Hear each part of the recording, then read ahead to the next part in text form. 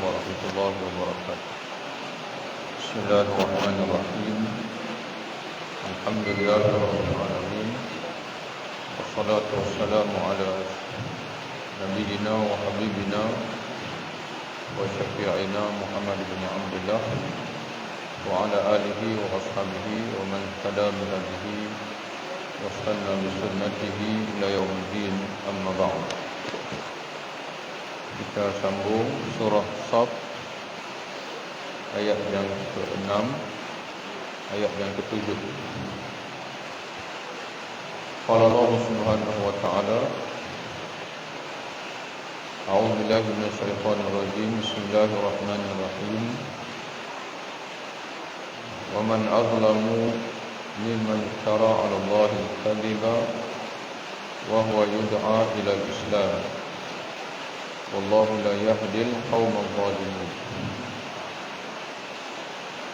Dan siapakah wa man azlam ay la ahada azlam, tidak ada yang lebih zalim.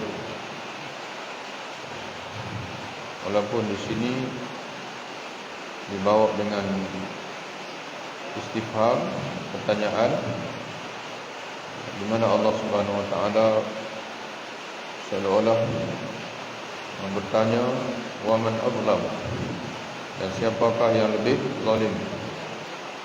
Namun kata Imam As-Suyuti dalam tafsir Jalalain, yang dimaksudkan dengan pertanyaan di sini adalah penafian, yaitu tidak ada orang yang lebih zalim mimman iftara 'ala Allahi al-kadhib, daripada orang yang mengada-adakan pendustaan terhadap Allah Subhanahu wa taala, yaitu dengan mendakwa Allah memiliki sekutu ataupun Allah memiliki anak, ataupun mendakwa ayat-ayat Allah sebagai sihir, sebagaimana yang dinyatakan oleh Allah dalam ayat sebelum ini, di mana orang-orang musyrikin Quraisy tak kala Nabi SAW menyampaikan kepada mereka Quran,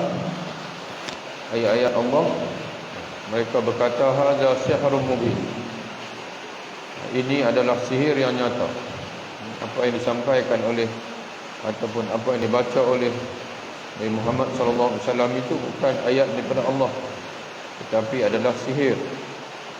Maka cuba untuk menafikan suara hati mereka, kerana apabila mendengar ayat Allah, hati mereka tertarik, terpegun dengan ayat-ayat itu, dan mereka tidak mau mengaku. Mereka dengan kesombongan mereka, dengan kedegilan mereka, dengan ego masing-masing, mereka tak mau mengaku bahwasanya mereka terpegun dengan ayat-ayat Allah itu. Maka mereka cuba mencari suatu istilah lain yang mana manusia juga terpegun, iaitu sihir. Manusia, kerana sihir ini juga suatu perkara yang kelihatan luar biasa, dan kita berselian sudah tentu sihir dengan wahyu Allah, suatu yang palsu. Sihir ini perkara luar biasa, tapi sebenarnya pembohongan. Dan ayat-ayat Allah Subhanahu wa taala juga merupakan suatu yang luar biasa kerana dia mukjizat. Dan tapi itulah sebenar, hakikat, perkara yang mengkagumkan, yang sememangnya sebenar, itu adalah wahyu ataupun mukjizat. Dan sihir pula ialah perkara yang luar biasa, tapi hanya nampak luar biasa, hakikatnya adalah pembohongan. Sebab itu tuan-tuan bersekalian, apabila mereka menuduh Al-Quran yang disampaikan oleh Nabi Muhammad SAW itu sebagai sihir, maka sekaligus mereka mendakwa suatu pembohongan terhadap Allah. Dan apakah Allah Ta'ala menghantar Rasul untuk menyampaikan sihir? Jadi sebab itu mendakwa Rasul, apa yang disampaikan oleh Rasul sebagai sihir, sebenarnya mendakwa pembohongan terhadap Allah Subhanahu wa Ta'ala. Maka sebab itu Allah Ta'ala menegaskan tidak ada orang yang paling zalim yang paling melakukan suatu penganiayaan, suatu yang tidak sepatutnya, melebihi daripada orang yang mereka-reka atau mengada-adakan penistaan terhadap Allah. Sama ada mendakwa Allah ada sekutu, sama ada mendakwa Allah memiliki anak sebagaimana orang Kristian, ataupun mendakwa apa yang disampaikan oleh Rasul itu sihir. Maka orang seperti itu kata Allah sangat zalim, sangat zalim. Wa huwa yud'a ila al-Islam. Padahal dia diajak kepada Islam. Padahal dia diajak kepada Islam, iaitu dia diajak untuk beriman kepada Allah, dan dengan keimanan dia kepada Allah, pada Islam itu akan menyelamatkan dia, memberi kebahagiaan kepada dia bagi kehidupan dunia dan akhirat. Tiba-tiba dia memilih untuk mengadakan pembohongan terhadap Allah, padahal dia telah pun diajak kepada Islam. Dan Islam ini apabila diterima membawa kebahagiaan, dan mengadakan pembohongan terhadap Allah Ta'ala juga pula membawa kepada kecelakaan. Jadi tuan-tuan sekalian, bagaimana seorang yang dikurniakan akal oleh Allah boleh mengambil sikap menolak yang baik dan sebaliknya menerima yang buruk, maka orang itu tidak lain melainkan orang yang zalim. Kerana zalim ini maknanya ialah wad'u syai' fi ghairi mahallih. Yang dimaksudkan zalim ialah meletakkan sesuatu bukan pada tempat dia. Orang yang bijaksana, yang adil, dia akan menilai apa yang baik untuk dia dan juga untuk orang lain. Tapi kalau dia melakukan yang tidak sepatutnya, bahkan merugi diri sendiri, menolak Islam, di mana Islam yang disampaikan oleh Rasul merupakan agama yang benar daripada Allah, yang menjadi faktor sa'adatul darain, kebahagiaan dunia dan akhirat. Tiba-tiba dia tolak, dan dia lebih memilih untuk kekal dalam syirik, dalam kufur dan sebagainya. Maka Allah Ta'ala menyebutkan bahawa tidak ada orang yang lebih zalim daripada orang yang mengambil sikap yang sedemikian. Wallahu la yahdil qaumal zalimin, dan Allah tidak akan beri petunjuk, yahdil qaumal zalimin, tidak akan beri taufik kepada golongan yang zalim. Zalim saja Allah Ta'ala tak akan bagi petunjuk. Jadi sebab itu tuan-tuan dan puan yang dirahmati Allah Ta'ala sekalian, dalam satu hadis Nabi SAW menyebutkan az-zulmu zulumatun yaumal qiyamah.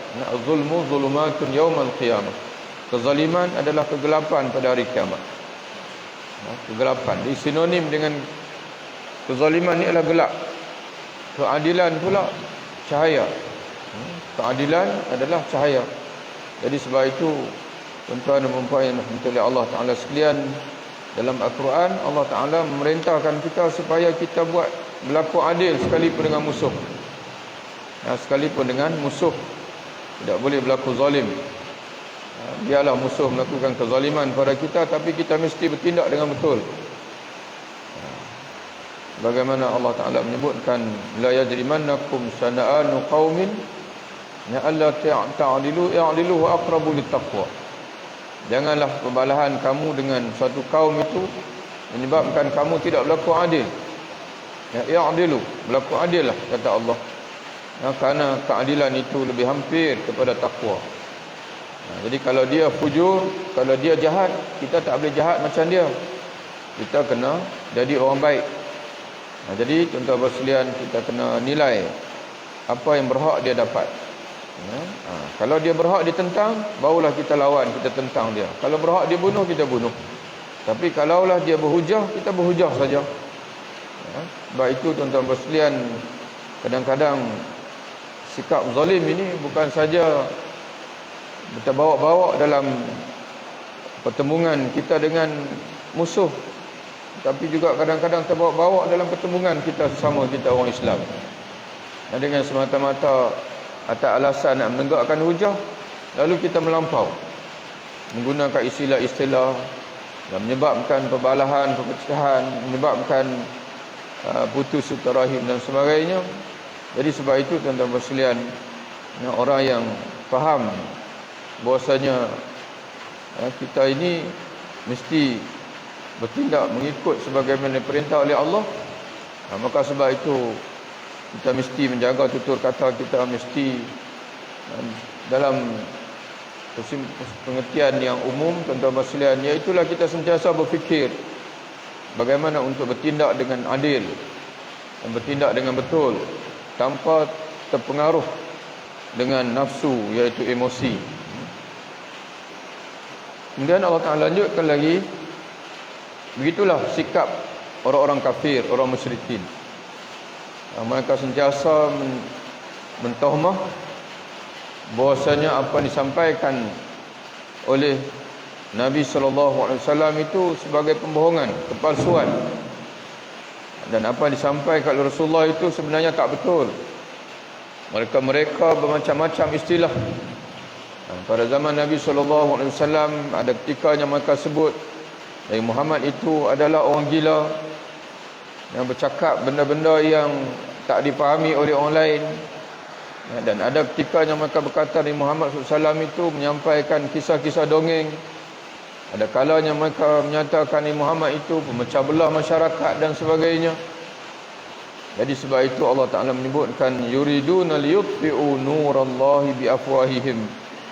Mereka sebenarnya, kata Allah, bukan tidak tahu bahwasanya Nabi Muhammad itu menyampaikan kebenaran, tapi cakap-cakap mereka itu, tuduhan-tuduhan mereka itu semata-mata kerana ingin memadamkan cahaya Allah. Yuriduna liyutfi'u nurallah.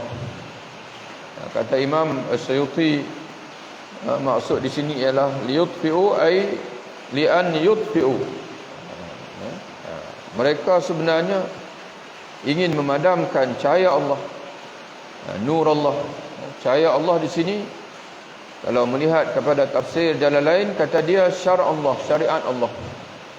Yang mereka nak memadamkan, tak mau bagi syariat Allah ni berkembang, diterima oleh masyarakat. Sebab itu mereka reka istilah-istilah yang tak betul, istilah-istilah supaya orang benci, orang mandang serong kepada syar' Allah, nur Allah, syar' Allah wa barahinuh, syariat Allah dan juga hujah-hujah yang disampaikan oleh Allah, sama ada dalam Quran ataupun dalam hadis-hadis Nabi SAW. Dan sebagian ulama menyatakan iaitu nur Allah, iaitu Al-Quran itu sendiri. Mereka ingin memadam cahaya Allah, yakni Al-Quran, biafwahihim, dengan mulut-mulut mereka, yakni dengan lidah-lidah mereka, dengan ucapan-ucapan mereka. Wallahu mutimmu nurihi, sedang Allah pula menyempurnakan cahayanya. Walau karihal kafirun, sekalipun orang-orang kafir membenci. Jadi tuan-tuan sekalian, kalau bertembung kehendak Allah dengan kehendak manusia, pasti kehendak Allah akan menang.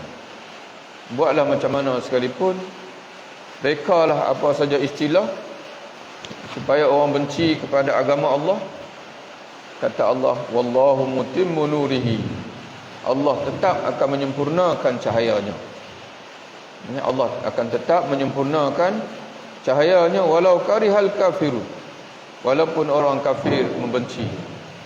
Jadi sebab itu tuan-tuan dan puan yang dirahmati Allah Ta'ala sekalian, ini memberi satu semangat ataupun motivasi kepada kita untuk kita kekal berada bersama dengan agama Allah.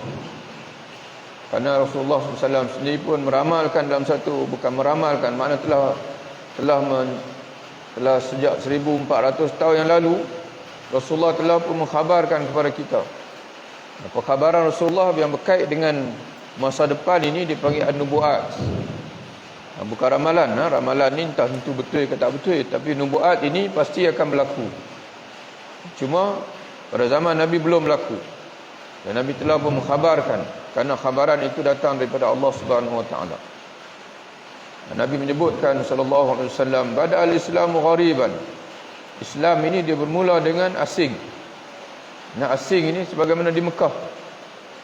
Bermula bukan bermula dengan meriah, tidak. Bermula dalam keadaan kerdil dan bermula dalam keadaan dipinggirkan. Itu Islam asalnya begitu. Wa sawfa ya'udu ghariban kama bada'a, dan dia akan kembali asing sebagaimana dia bermula. Fatuba lil ghuraba, maka bahagialah, beruntunglah orang yang terasing bersama dengan Islam. Ada orang, tuan-tuan sekalian, dia suka apa yang masyarakat nak, masyarakat sambut. Maka dia ini orang yang mana Nabi sebut dalam satu hadis, dia ni dipanggil dengan imma'ah. Mana orang yang berkata ana ma'annas, saya ikut orang. Kalau orang nak Islam, saya itulah. Kalau orang nak kebenaran, saya bersama mereka. Kalau orang nak kebatilan, saya ikut orang ramai. Tapi Nabi kata watinu anfusakum wala takunu imma'atan. Jangan kamu bersama dengan, jangan kamu menjadi orang imma'ah, iaitu orang yang berkata ana ma'annas, aku bersama orang ramai. Sebaliknya kata Nabi, watinu anfusakum, teguhkan pendirian kamu. Kamu mesti tetap bersama dengan Islam, bersama kebenaran, walaupun kamu menjadi ghuraba, menjadi orang terpaksa asing, masyarakat mana tidak menerima kamu dan sebagainya. Karena disitulah Nabi kata fatuba lil ghuraba. Jadi sebab itu, tuan-tuan sekalian, kita tak boleh menjadi orang yang hanya nak mengambil hati masyarakat semata-mata. Tak boleh.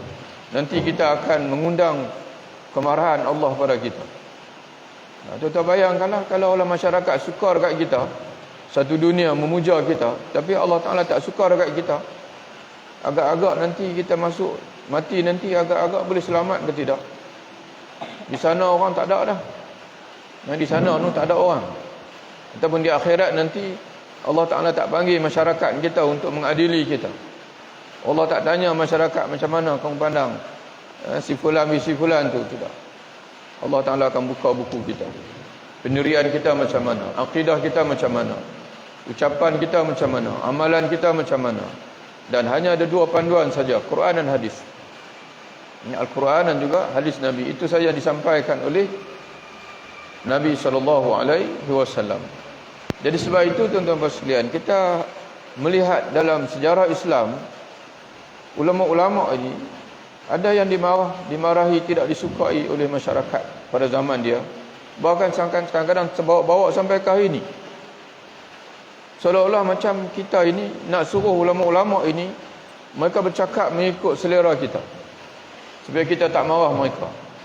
Mereka tak peduli, tuan-tuan sekalian. Mereka tidak peduli. Kerana mereka hanya bertanggungjawab dengan Allah Ta'ala saja. Yang mereka tidak peduli pun kita. Nak marah-marahlah. Tapi saya akan menyampaikan, walaupun salah, kadang-kadang salah. Pandangan dia itu salah, tapi nak buat macam mana? Itu yang dia melihat sebagai benar. Tapi kita ini, tuan-tuan sekalian, kadang-kadang kita nak semua ulama-ulama dalam sejarah Islam ini, dia mesti bercakap, jangan tak boleh bercanggah dengan orang ramai. Jadi itu bukan ulama, tuan-tuan sekalian.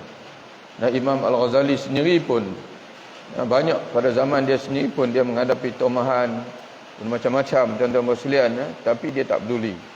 Dan akhirnya, tuan-tuan sekalian, sebagaimana Allah Subhanahu Wa Taala, Rasulullah menyebutkan dalam satu hadis yang kita dapat faham hadis itu, di mana Nabi menyebutkan jika apabila seseorang itu dia melakukan sesuatu untuk mencapai keredaan Allah, lalu orang ramai marah, masyarakat marah, maka tunggulah nanti masyarakat pun akan menyanjung dia. Dan jika sekiranya seseorang itu dia melakukan sesuatu untuk mencapai keredaan manusia tapi membawa kebencian Allah, tunggulah satu hari nanti masyarakat pun akan benci dia. Orang ramai pun akan benci dia apabila terdedah sikap dia yang sebenarnya. Jadi sebab itu, tuan-tuan sekalian, dalam masalah ini, fokus kita ini, dan kita sendiri pun selalu bila habis majlis kita baca surah surah Al-Asri. Allah Ta'ala sebut di situ, wa tawasaw bil haqqi wa tawasaw bis sabri. Berpesan-pesan dengan kebenaran. Al-haqqu itu yang benar. Saling berpesan-pesan supaya kita semua ini menemui yang benar dan juga berpegang teguh dengan yang benar. Dan itulah, tuan-tuan sekalian, Allah Ta'ala sebut di sini, wallahu mutimmu nurihi. Allah tetap akan menyempurnakan cahayanya walau karihal kafirun, walaupun orang kafir membenci. Jadi bagaimana Allah Ta'ala menyempurnakan cahayanya itu? Maka Allah lanjutkan lagi lah ayat berikutnya, huwallazi arsala rasulahu bil huda wa dinil haqq. Dan dialah yang mengutuskan rasulnya bil huda, dengan membawa petunjuk hidayah, wa dinil haqqi, dan juga agama yang benar. Ini rasul. Rasul diutuskan oleh Allah Subhanahu wa taala untuk menyampaikan kepada manusia yang pertama sekali hidayah, al-huda, hidayah, wa dinil haqq, dan juga agama yang benar. Liyuzhirahu, kenapa Allah Taala mengutuskan rasul untuk menyampaikan hidayah dan juga agama yang benar itu? Kata Allah, liyuzhirahu, karena Allah Taala nak memenangkan ia, yakni agama yang benar itu, ala dini kulli, ke atas sekalian agama. Walau karihal musyrikun, walaupun orang-orang musyrik membenci.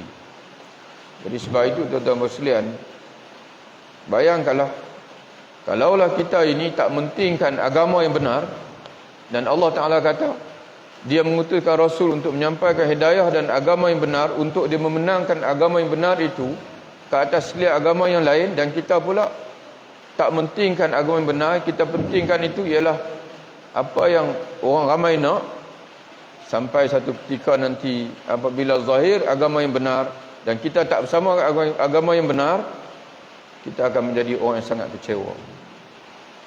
Kita akan menjadi orang yang sangat kecewa. Karena kita telah menyalahi janji Allah Subhanahu wa taala. Maka sebab itu Al-Imam An-Nasafi rahimahullah dalam tafsirnya menyatakan bahawa dengan dia bersumpah, dia panggil wallahi, demi Allah, dia kata. Setelah dia ulas, dia kata liyuzhirahu ala dini kulli. Untuk liyuzhirahu, kata Allah, ay liyu'liyahu, untuk Allah meninggikan agama Islam supaya agama ini mengatasi sekalian agama yang lain. Kata dia, wallahi, demi Allah, laqad fa'ala, sesungguhnya Allah telah pun melaksanakan janji dia. Allah telah pun melaksanakan janji dia. Fama baqiya dinun minal adyan, tidak ada sebarang agama daripada segala agama yang lain daripada Islam yang ada di atas muka dunia ini, illa, melainkan wahwa maqlubun wa maqhurun, melainkan dia ditewaskan, telah dikalahkan oleh agama Islam, bidini Islam. Wa qala al-Mujahid, dan kata Imam Mujahid rahimahullah, idza nazala Isa, dan di akhir zaman nanti tak kala turun Nabi Isa alaihissalam, lam yakun fil ardi illa dinul Islam, tidak ada lagi di atas muka dunia ini melainkan hanya agama Islam saja. Itu kira kemuncak lah. Kemuncak dia panggil. Sekarang ini pun walaupun agama-agama lain masih ada, tapi tidak ada yang boleh mengatasi agama Islam dari segi penganutnya, dari segi kekuatan alim ulama'nya, keteguhan orang-orang yang mempertahankannya. Dan Nabi sendiri pun sebut, tuan-tuan sekalian, dalam situasi apa sekalipun akan pasti ada orang-orang yang akan tetap mempertahankan Islam dengan penuh kesungguhan. Sebagaimana Nabi SAW menyebut dalam satu hadis yang terdapat dalam Sahih Al-Bukhari, Nabi menyatakan, la tazalu ta'ifatu min ummati, akan senantiasa satu kelompok daripada umatku, kata Nabi. Ta'ifah, Nabi tidak sebut umat, karena seolah-olah karena umat sendiri pun, sebagaimana kita biasa dengan hadis Rasulullah sallallahu alaihi wasallam, Nabi kata umat dia sendiri pun akan terpecah 73 puak, 73 golongan, 72 dalam kesesatan dan hanya satu saja dalam kebenaran. Sebab itulah hadis ini Nabi kata bukan semua umat dia yang akan bertahankan kebenaran, tidak, tapi pasti akan ada ta'ifatun, satu kelompok, la tazalu ta'ifatun min ummati, akan senantiasa satu kelompok daripada umatku, zahirin al-haq, menjadi orang-orang yang memenangkan. Bahasa yang sama di sini Allah Taala kata ayat ini liyuzhirahu, dalam hadis tadi Nabi kata zahirin al-haq, kelompok yang akan memenangkan kebenaran. La yadurruhum man khalafahum, orang yang berlawan mereka, yang menyanggahi mereka, tidak akan mampu, tidak akan berupaya untuk memudaratkan mereka.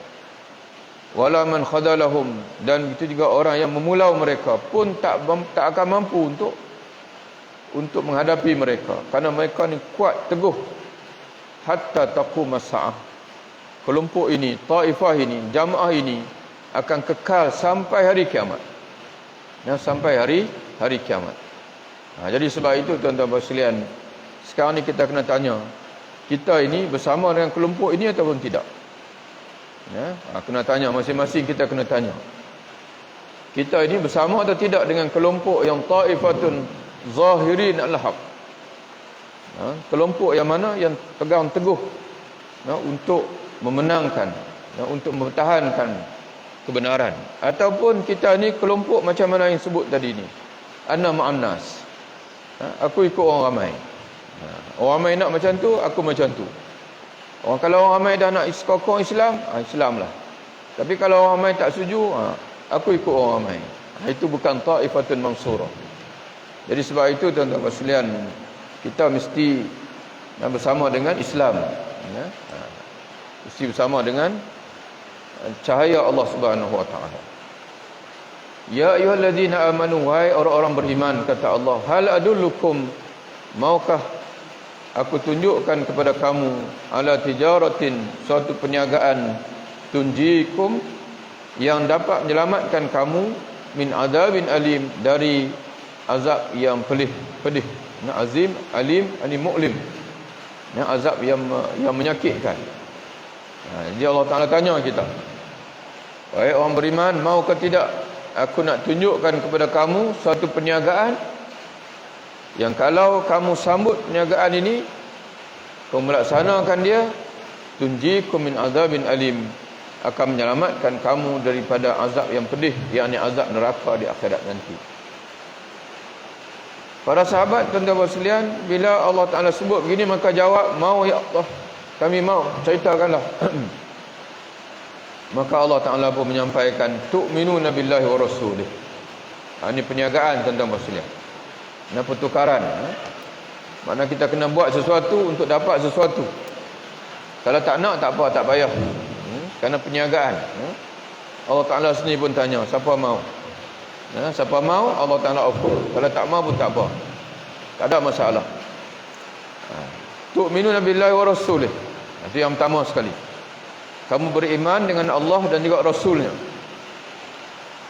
Oleh kerana tadi ni Allah Ta'ala tanya ni orang beriman, ya ayyuhallazina amanu, wahai orang beriman, maukah kamu aku tunjukkan kepada kamu suatu perniagaan yang akan menyelamatkan kamu daripada siksaan neraka yang sangat memedihkan.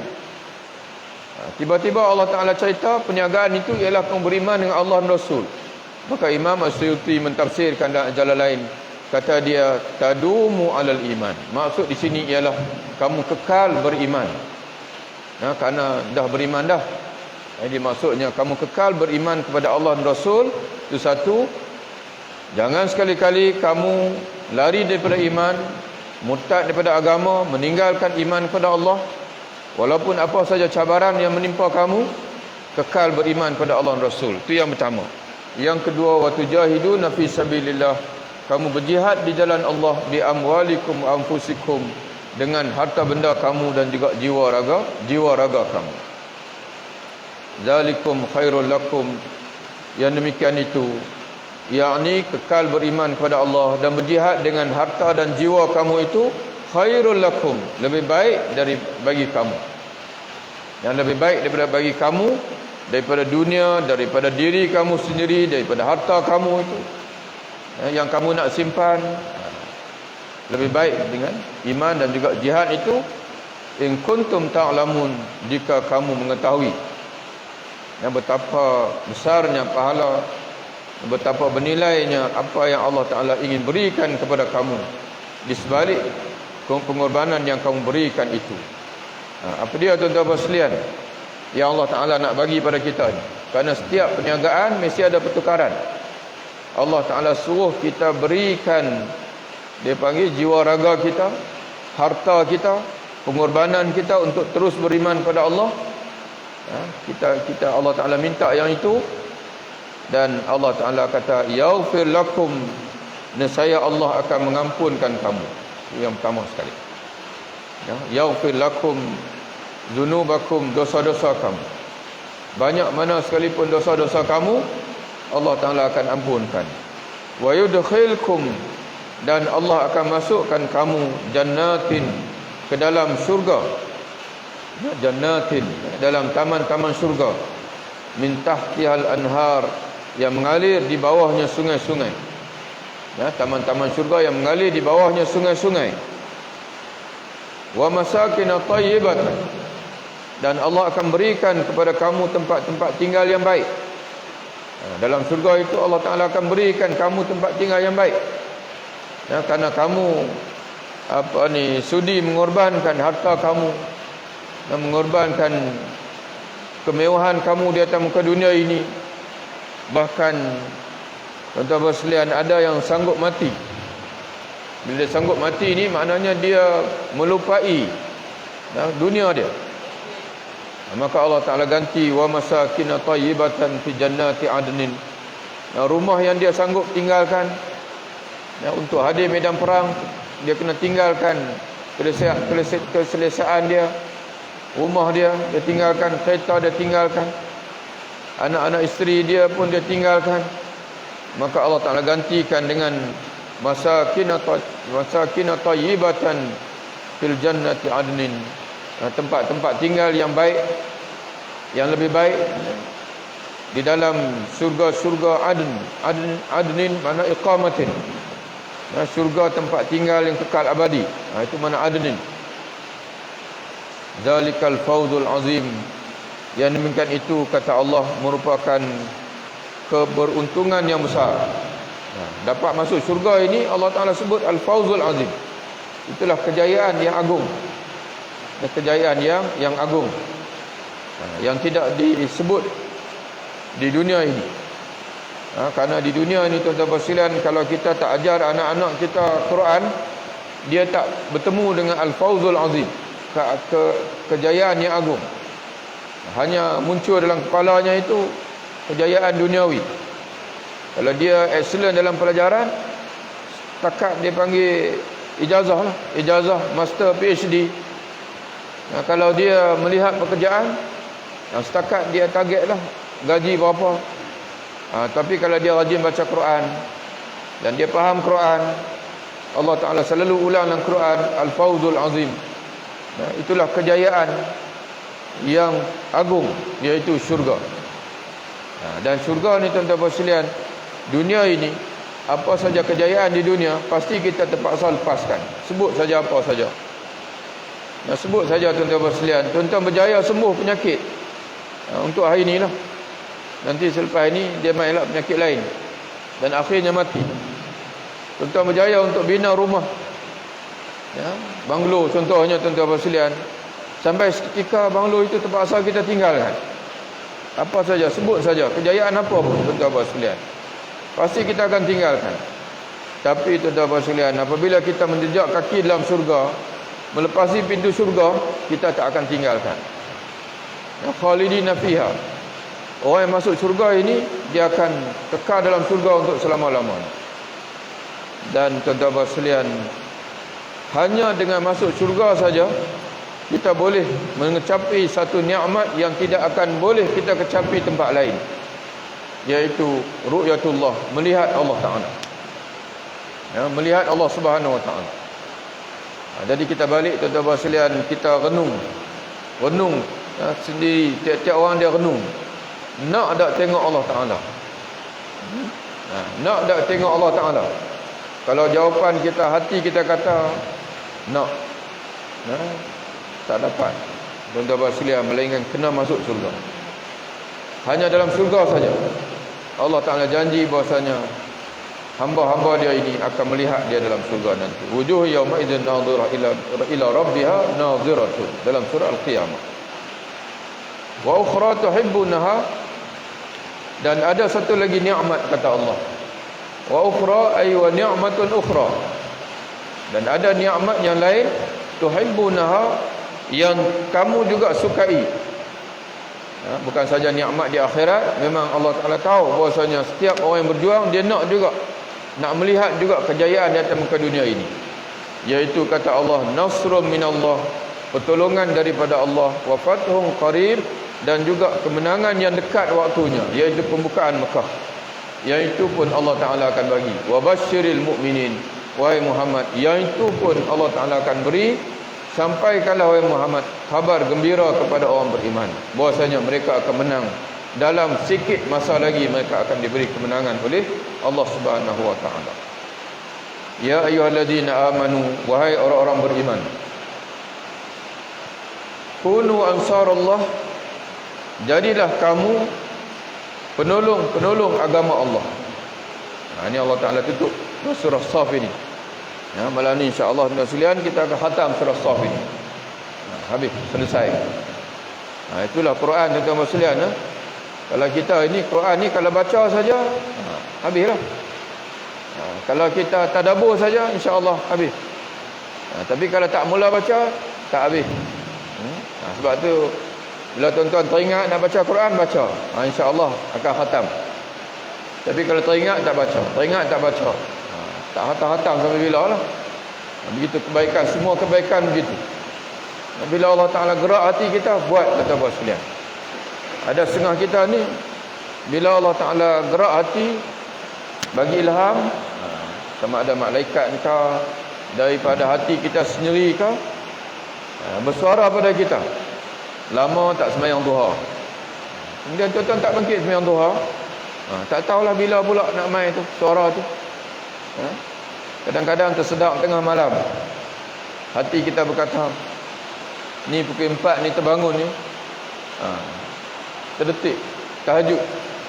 Tuan-tuan pun abaikan, bangkit masuk dalam bilik air, kencing, kemudian keluar tidur balik, habislah, tak tahu bila lagi nak main. Jadi sebab itu tuan-tuan sekalian, teringat saja buat. Walaupun tak istiqamah, buat saja. Sekurang-kurangnya untuk hari itu tuan-tuan sembahyang duha, walaupun esok tak tahu lagi, lusa tak tahu lagi, dan mungkin minggu depan pula lah, teringat. Asal teringat saja tuan-tuan sekalian, buat. Teringat nak bersedekah, buat tuan-tuan sekalian. Teringat nak tadabbur Quran, cari Quran tafsir, bacalah tuan-tuan sekalian. Mana-mana ayat takkan tak ada langsung tuan-tuan. Ayat yang tuan-tuan faham, Fatihah ke, Qul Wallah ke, Qul Ya ke, bacalah mana-mana pun ayat. Hati tengok, itu tadabbur dia panggil. Tadabbur, tadabbur Quran ni bukan tafsir. Tadabbur Quran tuan-tuan sekalian bukan tafsir, beza. Yang tadabbur ini ialah kita cuba untuk memahami apa yang kita sedia faham. Tafsir ini adalah untuk kita memahami benda yang kita tak faham lagi. Tafsir ini adalah fassara. Sebab itu orang dulu dia panggil takwil, dia panggil. Takwil ini ialah untuk mencapai apa yang sebenar. Apa yang sebenar, dia panggil maksud ayat itu. Kita mengaji dengan ustaz. Sebab itu ustaz sendiri pun, dia sebelum dia nak tafsir Quran, dia kena pastikan dulu dia faham apa yang sebenar dulu. Dia tak boleh main kosong. Bila main kosong tuan-tuan sekalian, dia mengajar orang benda yang tak betul. Itu bukan tafsir, bukan takwil itu. Takwil ini ialah dia panggil benda yang asal, dia panggil. Makna benda yang asal. Asalnya Allah Ta'ala nak tu apa. Jadi sebab tu para ulama yang mengarang tafsir, dia merenung, dia memerah akal fikiran dia, dia mengkaji dalam kitab-kitab yang sebelum dia, untuk dia mengetahui Allah Ta'ala nak yang sebenarnya apa dia. Setelah tahu yang sebenar tuan-tuan sekalian, kita renung lagi. Itu dia panggil tadabbur. Daripada yang sebenar asalnya kecil, Allah Ta'ala akan bagi ilham, buka lagi pintu hati kita, maka itu yang menjadi dia panggil, orang panggil apa? Tafsir yang panjang lebar itu. Itu semua dia panggil, orang kata apa? Bila kita renung, kita tadabbur, Allah Ta'ala akan bagi lagi ilmu kepada kita. Jadi tuan-tuan sekalian, penghujung surah ini Allah Ta'ala seru kita orang beriman ini, kata Allah, kunu ansarallah, jadilah kamu sekalian pembela-pembela agama Allah. Kama qala Isa bin Maryam, sebagaimana Nabi Isa alaihissalam berkata kepada kepada al-hawariyin. Al-hawariyin ini ialah ashab. Kalau Nabi Muhammad sallallahu alaihi wasallam, dia panggil orang setia dengan Rasulullah ini, dia panggil ashab, sahabat-sahabat dia panggil. Kalau Nabi Isa alaihissalam pula, Nabi Musa alaihissalam, orang yang setia dengan dia itu dipanggil nuqaba, dia panggil. Nuqaba dia panggil. Kalau Nabi Isa ni dia panggil al-hawariyin. Kata ulama dalam tafsir al-hawariyin ini, dan tafsir An-Nasafi, makna al-hawariyin ini ialah al-asfiya, orang yang suci bersih. Asfiya. Asfiya ini, kata dia makna asfiya ni pula ialah safiyuhu wa khalisuhu. Hawari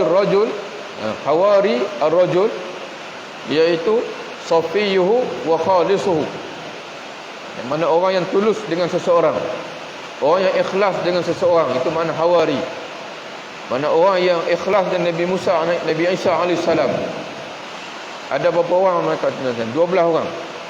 Ada 12 orang. Jadi Allah Ta'ala kata, jadilah kamu pembela-pembela agama Allah, sebagaimana Nabi Musa alaihissalam bertanya kepada orang-orang yang tulus dengan dia, sahabat-sahabat dia, man ansari ilallah, siapa yang sudi untuk menjadi pembela-pembelaku untuk mengajak manusia kepada Allah. Qala al-hawariyun, menjawab al-hawariyun, maka jawab, nahnu ansarullah, wahai Nabi Allah, wahai Musa, wahai Isa, kamilah yang bersedia untuk menjadi pembela-pembela Allah Ta'ala, yang pembela-pembela agama Allah Ta'ala. Jadi seolah-olah Allah Subhanahu Wa Ta'ala suruh kita jawab yang sama. Bila Allah Ta'ala ajak, ya ayyuhallazina amanu kunu ansarullah, wahai orang-orang beriman, jadilah kamu pembela-pembela agama Allah. Dan yang sama pernah ditanya oleh Nabi Isa kepada pengikut-pengikut setia dia, dan mereka jawab, nahnu ansarullah. Jadi Allah Ta'ala suruh kita pun tiru mereka juga, jawab bahasanya, ya Allah, kamilah yang bersedia untuk menjadi pembela-pembela agama Allah Ta'ala. Namun kata Allah, itu al-hawariyun. Al-hawariyun maka setia dengan Nabi Isa. Tapi selepas hawariyun, orang Nasara berbeza.